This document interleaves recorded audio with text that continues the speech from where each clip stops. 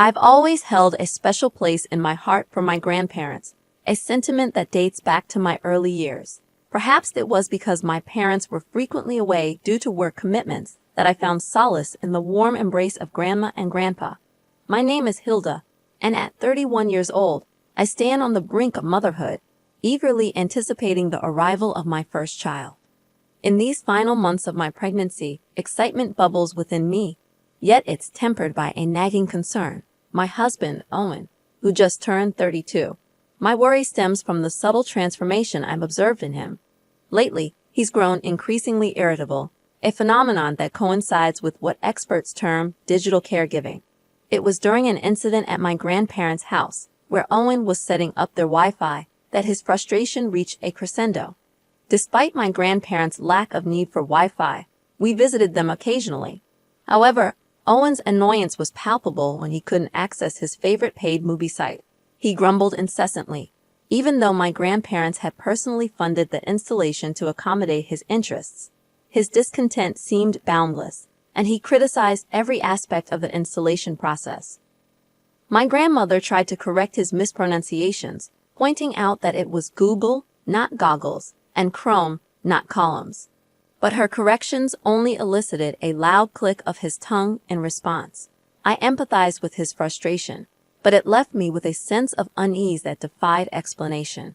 Eventually, the installation was completed, but the atmosphere grew tense, far worse than the challenges of physical caregiving. It felt like a different, more insidious form of caregiving, one imposed by the digital world. I attempted to reason with Owen, suggesting that there were computer classes available for the elderly, that he could learn from someone else. I even proposed hiring professional help if needed, but he dismissed my concerns with a sarcastic remark, expressing his fatigue and promptly left for his surfing hobby. This behavior was a departure from the man I married, a man who was once patient and kind. In the wake of his temperamental outbursts, Owen's attitude seeped into our home, leaving me feeling abandoned and helpless. I found myself seeking refuge at my grandparents' house, where I unwittingly vented my frustrations. My grandparents, wise in their years, offered a perspective that struck a chord with me. Perhaps, Grandma gently suggested, your husband feels like the impending arrival of the baby is pulling you away from him. The reason my love for my grandparents runs deep is their invaluable life experience, which they generously share as guidance. One evening during a visit, as I prepared to bid them farewell, my grandmother, in her thoughtful way, acknowledged the challenges of managing household chores while pregnant. She handed me a dish of homemade mac and cheese, a small but heartfelt gesture. However, when I served the same mac and cheese for dinner at home, my husband's complaints were swift and unrelenting. Ignoring his grumbles, I gently caressed my growing belly, now more susceptible to frequent kicks and agonizing back pain. My grandmother had prepared the meal with my condition in mind, but the issue went deeper. My husband's concern grew evident as he questioned my frequent visits to Grandma and Grandpa's, connecting it with my choice to bring back mac and cheese. I believed that serving the dish should be evidence enough of my love for him. But much like prenatal depression in expectant mothers, my grandmother suggested that something might be troubling him as well.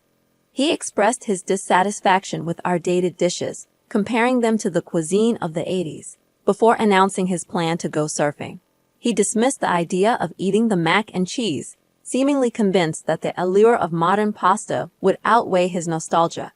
With a resigned sigh, I sat alone, wondering if the arrival of our baby might change his perspective, as my grandmother often emphasized the transformative power of a newborn.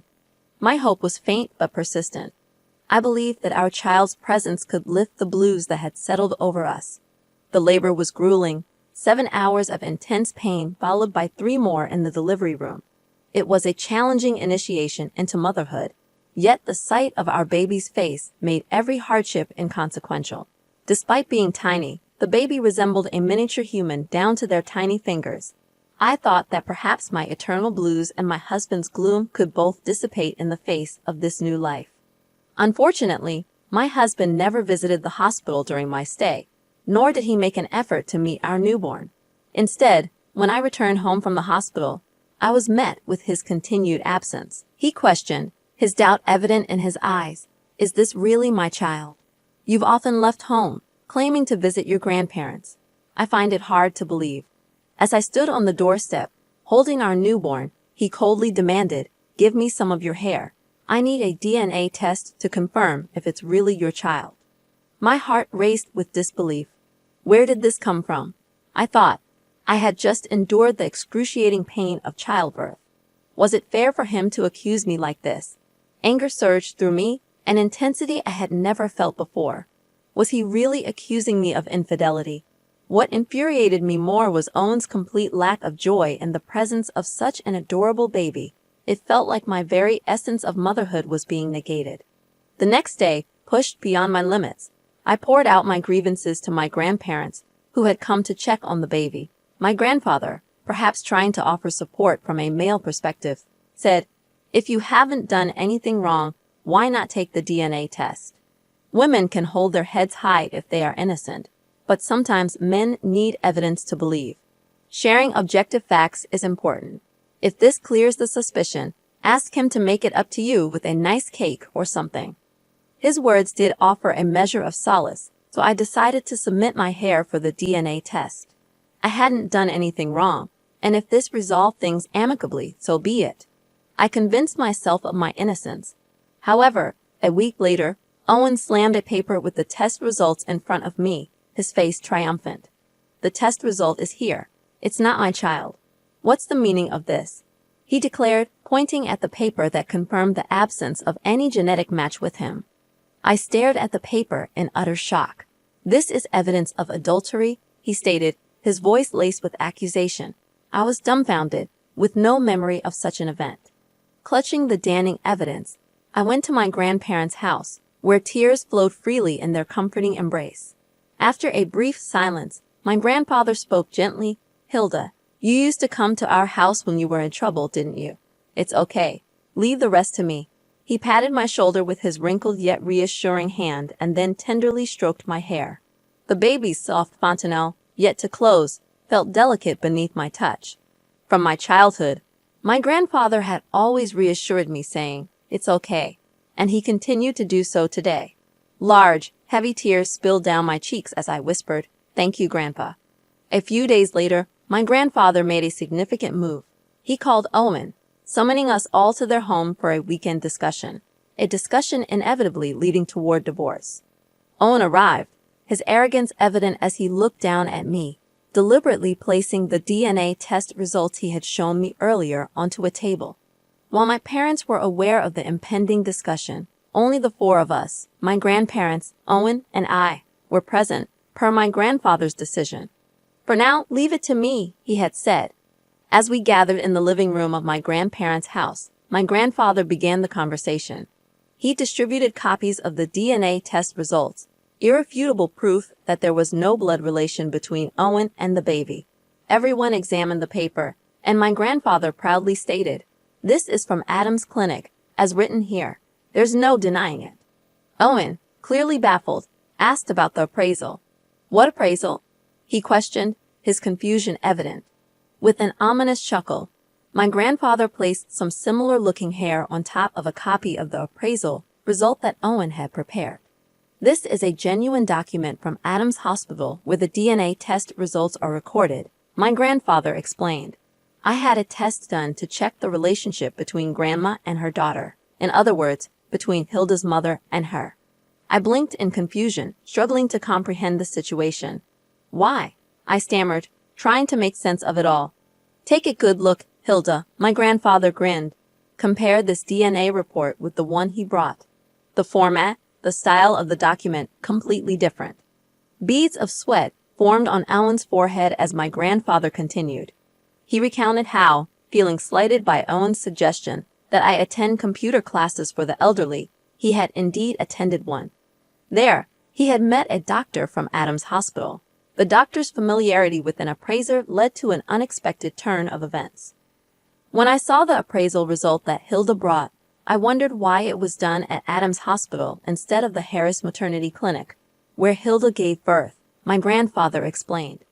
I assumed that if it was the maternity clinic, they would have conducted the test using Hilda's saliva. Truth is stranger than fiction.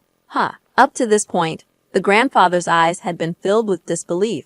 When I asked the doctor at Adams Hospital, he continued, he confirmed that your granddaughter hadn't taken any tests here.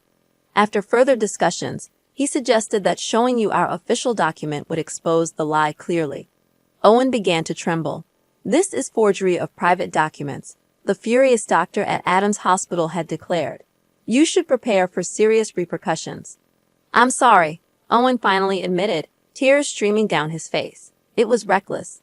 I never thought I'd get caught. What do you mean, never thought? That makes it even more unforgivable, the grandfather reprimanded sharply. I have no intention of forgiving you. I want to make this a tale to take to the grave. Let me tell you how I uncovered the lie. The roles of detective and suspect reversed.